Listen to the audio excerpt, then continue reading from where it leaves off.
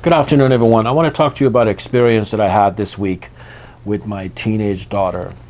And I think this is one of those crises that's happening in our era right now.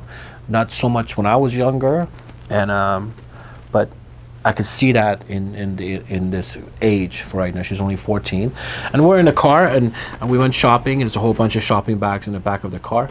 So I remember it took me like, she's sitting in the front seat with me. She's on her phone, and I took this stuff from the back of the car, went to the house, drop it off, come back. I did that 6 times, coming back and forth. And I remember coming back because we were supposed to drop her off somewhere. And I thought to myself, I turned around to her, I said, Layla, that's my daughter's name, said, why didn't you ask to help? I think you should have asked to help, because you saw me going back and forth 6 times. And she was kind of shocked and looked at me like, you never asked me to help. And I said, well, some things you don't have to ask, you just kind of do, right? And she argued with me with kind of a valid point, right? She's like, no, you should have asked me. I don't know that you need help. I was on my phone. And I remember this. I can relate to this so much with my kids all together, and in my relationships and my staff, is that sometimes I take that for granted, like they should know better. And I know in my time, in my upbringing, being from a Middle Eastern culture, it was like the thing to do. Like, you should know better. And I used to call that class. Like, you just have to have the class to do. But I'm beginning to see that that's not necessarily the case every time for this kind of people, for this age, like for my teenage daughter. And I'm thinking to myself, so what can I do differently, right? Why am I upset with her? And the worst part was, and she reminded me of this, is that I subconsciously punish her for not helping me. And I'm using a lot of courage to tell her she should have. But subconsciously, I used to remember so many times, even with my staff, I used to just think, she should just know better. And I never went out of my way to teach No Nos, which Covey is a big, Stephen Covey is really big on that. Tell people what to do, but also remind them what not to do. I think that's important to do that. And I remember I lost some great relationships because I didn't take care of that.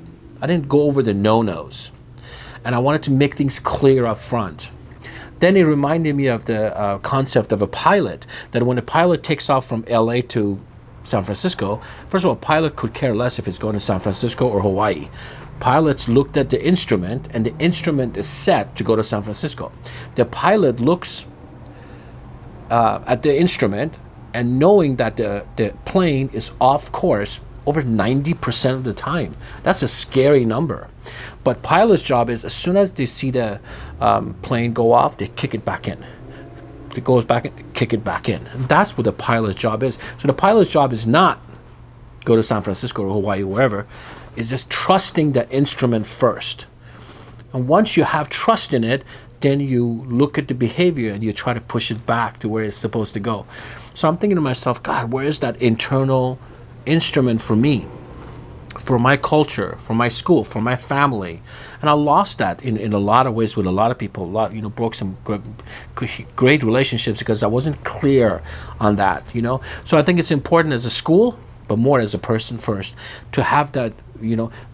Again, having the mission statement, having the statement that you live by, having that you can whenever you take an action, to check yourself against that instrument to make sure, are you off course? Or to have a coach that's going to come and say, hey, buddy, love you to death, but you're off course. Somebody's going to turn around and say, you know what? You got to get back in there, man. You're off course. Students, they come 1 time late, 2 times late. They're going to stop. If you don't catch them on these yellow lights, they're going to get to the red light. They'll quit. But what would happen if we build a culture we can pull them to the side and say, this behavior does not match what we talked about as for you becoming a black belt. If we could, kind of call people up on not necessarily all the negative things, sometimes the positive things too, most of the time, but to kind of kick them back in, look at that instrument, look at that, the trust that we have in ourselves and what we believe in, and see if our behavior matches it, or our honor matches the mood and the honor. How do we handle these two to go together, right? So anyway, one of my personal commitment is to do that more with my daughter. Like, tell her the no-nos, communicate more, and hopefully that could translate with other people and staff and stuff. And I just thought that was such a great lesson for me to go through that, and from a 14-year-old to teach a dad. So anyway, I just want to share that with you guys.